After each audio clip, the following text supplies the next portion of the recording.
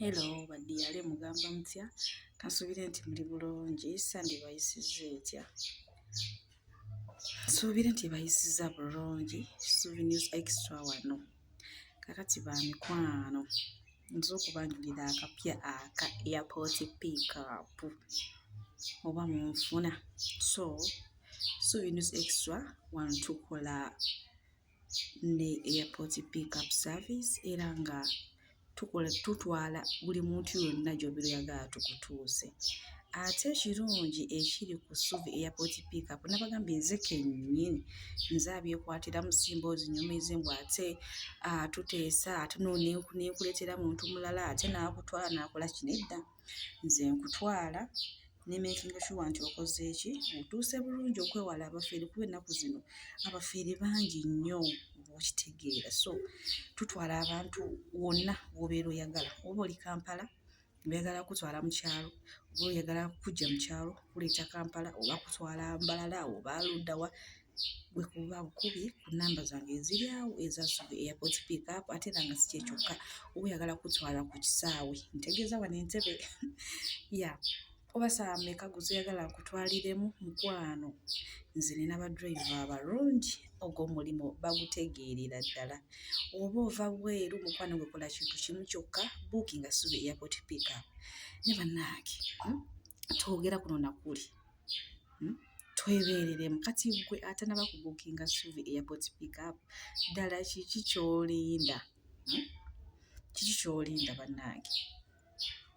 so mpagire ba mikwano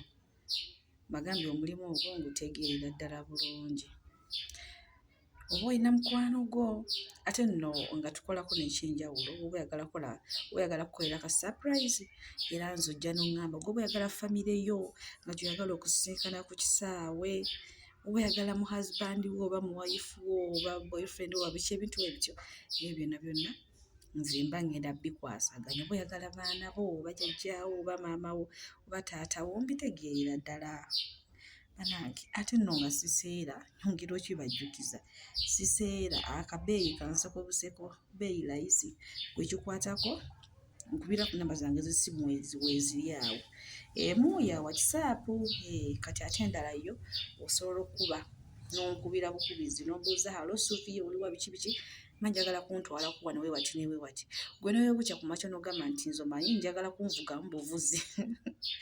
uneetoolooza ng'onzize eno onzize eri nawo nze era sigaana era nsobola okukikolerako oba okitegedde ekintu ekyo oba oli bweru oyagala kuweereza bintu oyagala bitwala bituuke ewammwe era nawo mba mbikolerako ddala nzija ne mbipiikinga bulungi ku airport ne mbituusa ewammwe so mumpagire muwagire Suvi News Extra muwagire Suvi Airport Pickup akategedde akantu ako nze ninze mmwe mumwekabe nniize kyokka bambi bamikwano mumpagire ate mbagambye siseera beeyi yanseko buseko okwewala abafere okwewala okuseera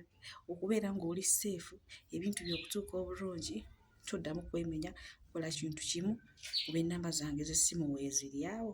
ziri bbiri zokka so okuba ennamba endala by the way ntera ofuna ennyo abantu nga bajja mu inbox yange nga bagamba Suvi oba otwala abantu ebweru bannange nze sibeerangako na kampani yonna etwala abantu bweru oba munfuna naye okuba kimwanga bali ku kisaawe oba okubatwala nga bagenda ebweru kyenkola oba munfuna ate si kyekyokka mbagambe n'oba ng'olina gy'oli oba oyagala kuvugako muno mu kibuga oba kutwalako mu kyalo byonna ebyo byo mbikolerako ddala naye nze n'ekirowoozo ekyo ekyokukola simanya kampani nga emujja nga muŋŋamba sibikola wabula okuggyako mba nsobola okukonekitinga ku kampani ezitwala abantu ebweru ez'amazima ezitali za bukuusa ezitali za babbi kuba abantu bonna be nali nkikoze nabo siwulirangayo omuntu yenna yali avuddeyo n'acomplaininga oba ng'agamba Suvi wampangira ebintu ebikyamu biki biki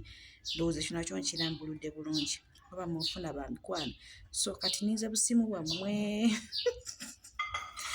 bwe nninze mujje muwagire Suvi Airport Pickup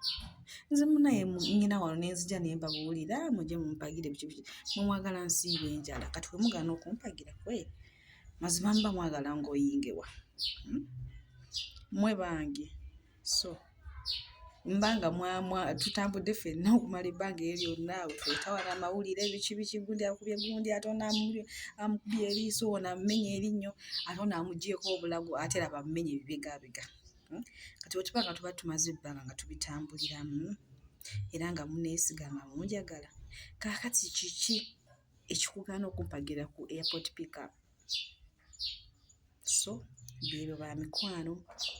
neyanziza nnyo niiza masimu gammwe niiza kumbuuza suubize wemba nva gundi okuntuusa wano ssente mmeka, leero ebintu ebitukuuka bye nniize naye ate abamumujja kyokka banamunne kyokka ne mukola awo ebintu nga ate nga si bye nagambye. Simanyi oba muba muliko ki naye nga byebyo kyokka kale oba munfuna muwagire akaana kato, muwagire akaana kammwe already mwakoola kuva dda.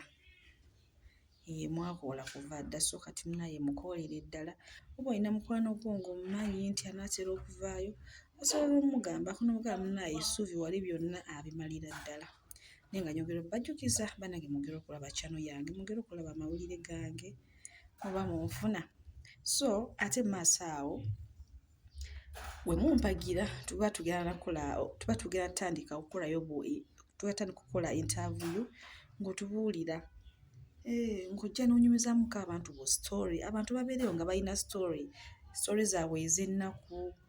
So obeera osobola okujja ne tusheyaringako ffenna. Oluusi naye muno najjamu ekyokuyiga, oba ovudde bweru oba oli muno mu Uganda naye kasooba ng'olinayo story yonna, nabyo tugenda kuba nga ate tubikolerako ddala mu maaso awo. Sibagambye kati nti oba buguno omwezi bikino, mbagambye mu maaso awo